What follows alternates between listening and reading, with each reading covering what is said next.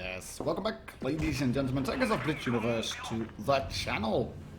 I have promised this video, I think a few days ago, maybe 1 or 2 weeks ago already, on the Discord server, how to do Kolobanov games. We've got a few very good replays in here, 4 in total, 5 if you count the little intro. That's of course a really cheeky way of getting a Kolobanov, and this one by R. Savvy is also a very cheeky Kolobanov. You can see what he's doing. He's realizing we've got 3 caps. In the meantime, the Reds are trying to kill as much tanks as possible to turn the tables in their favor. It's not going to work. R. Savvy was going to go forward, but he decided not to because he realized that the clock was in his favor. And there it is, hitting 1000 and a very cheeky 1 versus 5 Kolobanov. Oh. Is it Kolobanov? I don't know. Anyway, it's the medal you get for winning against 3 enemy vehicles, either by cap, either by supremacy points. And in that regard, you can say, I think, that supremacy has rendered this medal a bit less valued, maybe. Not sure.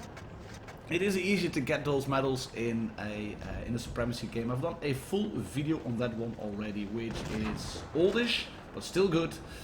And a lot of the games you see where people get those Kolobanov medals, the 1 versus 3 medals, is that no matter how, the outcome, be it supremacy, be it encounter, be it a ratings battle, a lot of it comes from positioning. A lot of it also comes from Muppetines, because his KV2 had fired, and then he's thinking, I'm a KV2, I have really good camel rating, and well, I can't see that KV3 anymore. Maybe he has gone. No, he hasn't. And the KV2 gets shot. And Glazy's shot here in the KV3 has won his flank. As you can see on that reel, his team has lost the other flank.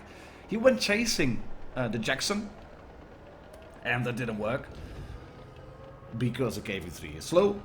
And this Cheeto is actually trying to do the right thing. I applaud him for being this brave in the Cheeto, which is not, well, the best tier 6 medium tank. And there's his KV2, and you can see the Glacier shot now has to do a 1 versus 5 Kolobanov. And that's 1 tank nearly taken out. But look at the positioning. That's what I wanted to highlight here. He knows the Cheeto is there. He knows the rocks are to his left and to his right. He knows where the Jackson is. And he's just trying to angle away from the Cheeto, trying to feather a shot in onto Capola. Doesn't work. Cheeto's backing up. Right. Let's go forward again. I'm not going to force anything. What happens often in situations like this is that the Reds start to think, oh, it's just 1 tank. We've got, we had 5 tanks, we got 4 now. But let's just try to go towards him. And instead of taking a more cautious approach and a hidden approach, that IS-2 decided to just venture out right in front of Glacy's shot. There's the P-43, who is very brave and now trying to back up. Can you get that shot in? Yes, this is a stupid move by the P-43. And yeah, as much as you need your own skill, you just sometimes also have to have a little bit of Muppets on the red team. They could have won this game, I think. This Cheeto is actually trying to do the right thing again, but yeah, against the KV3. But yeah, underscore number thingy is not going to last long. It's just 2 tanks left now, the KV2 and the Jackson. And Glazy's shot is going to pull it off. Obviously, he's going to run down now, risk getting shot by that KV, by the Jackson. But yeah, if you stay in a position where you can get encountered from 2 sides, then you will lose.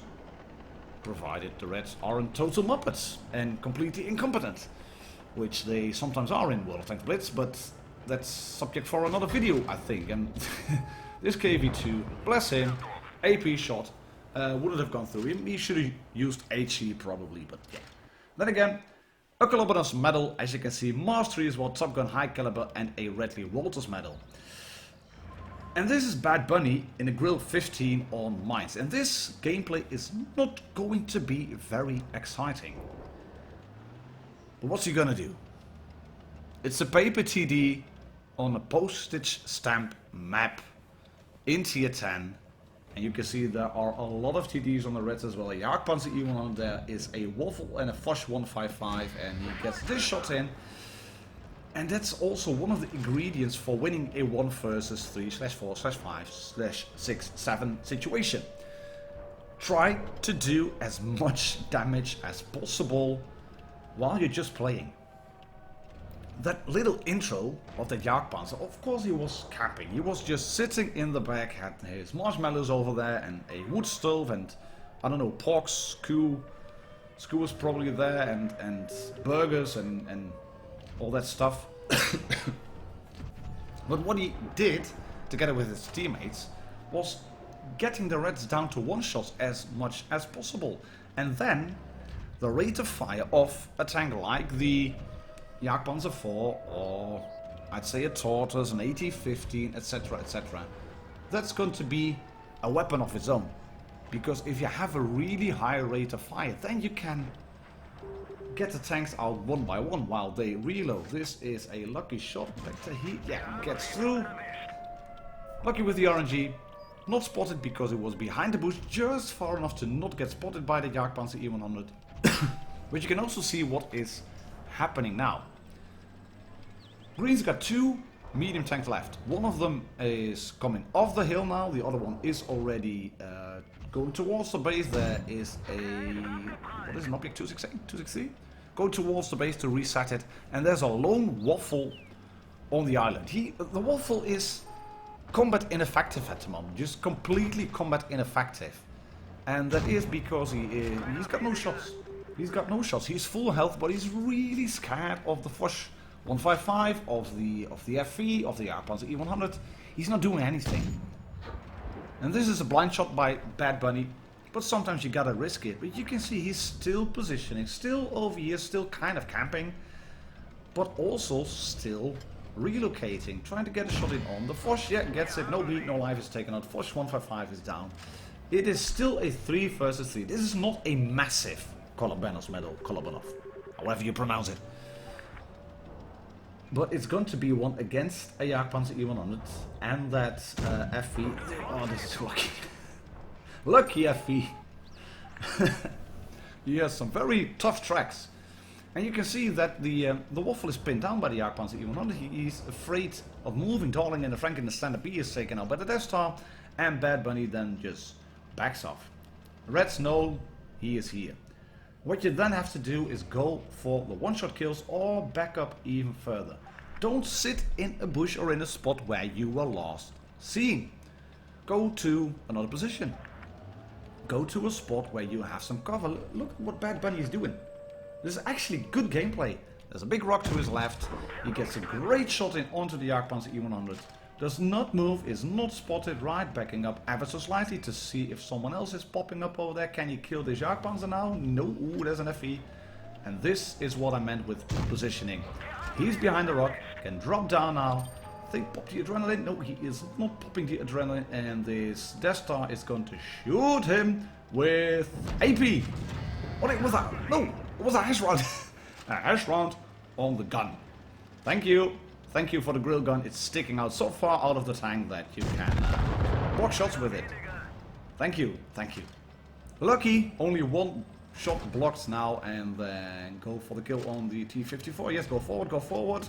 Yes, auto lock, and done, and behind the house. And like I said, it is campy gameplay.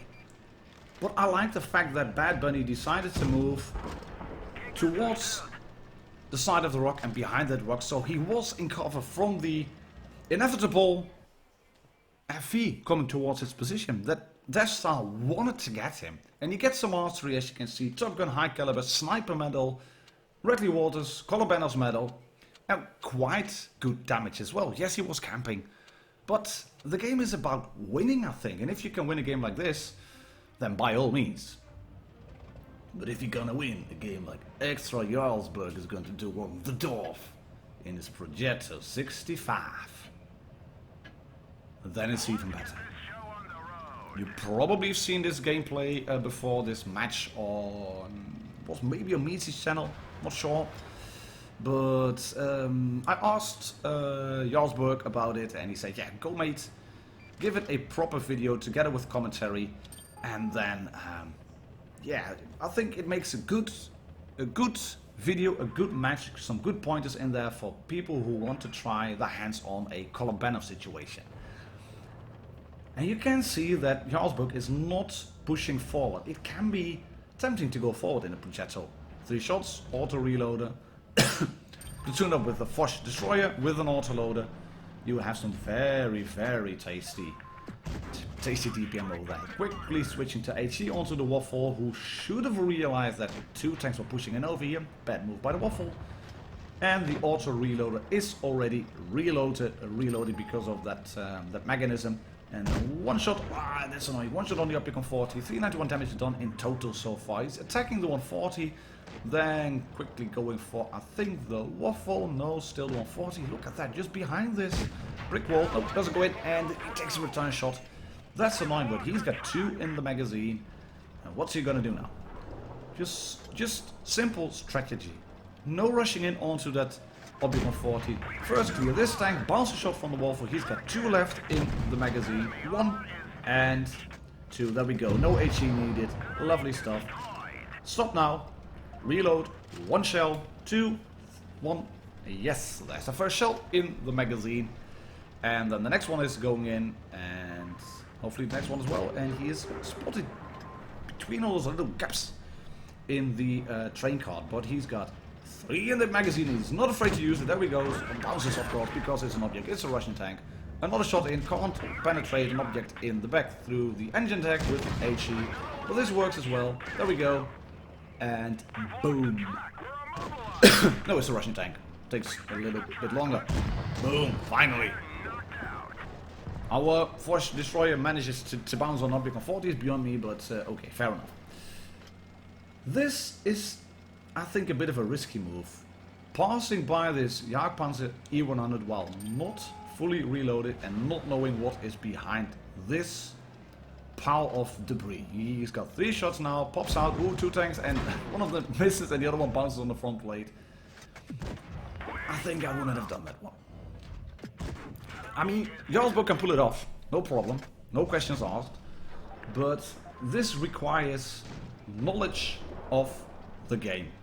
You have to know your angles on the tank, you have to know what you can do. You can't just pull out like that and expect to live and bump into a grill and expect to live. But that's exactly what Jarlsberg is going to show us. He knows that the Batchat is in there, has to clear the tank, yes, 1 shot. Right, keep going, keep going, keep going. What he's going to do here is just keep 3 shots in the magazine. If you fully empty the magazine on a Progetto, you have a really long reload. Oh, that's annoying. Yes, 1 shot, lower plate.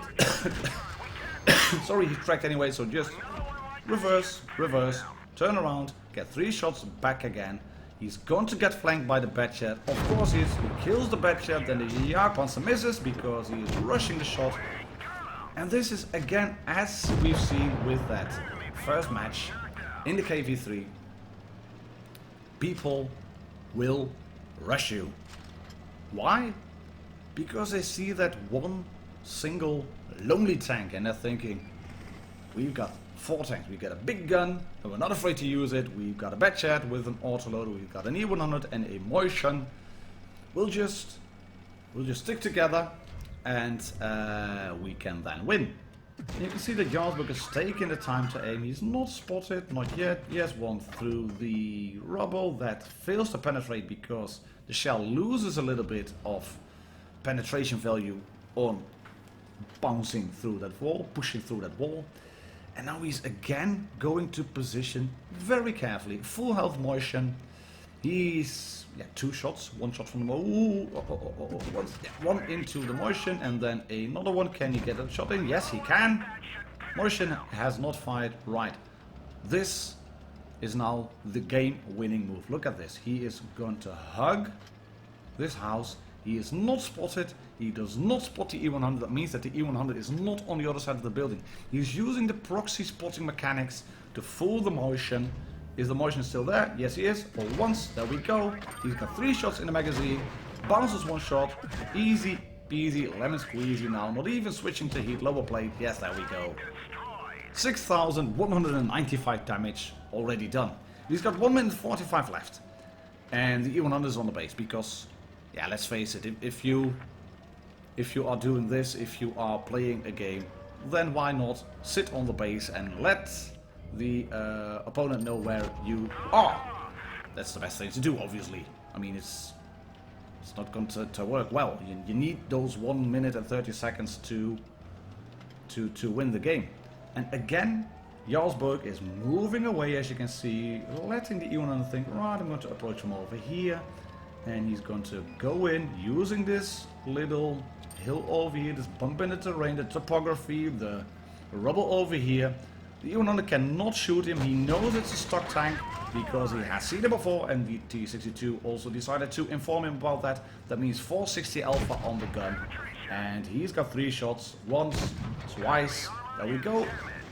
He is still on APCR as well, nearly 7k damage, there we go, and he misses 1 shot. No, come on, 2 in the clip, yes, there we go, come on, yes, gets the kill with 36 seconds left on the clock, 7,092 damage, 6 kills, and this is a great Kolobanov scan. Just the positioning, the way he handled the tank, and excellent gameplay, great stuff.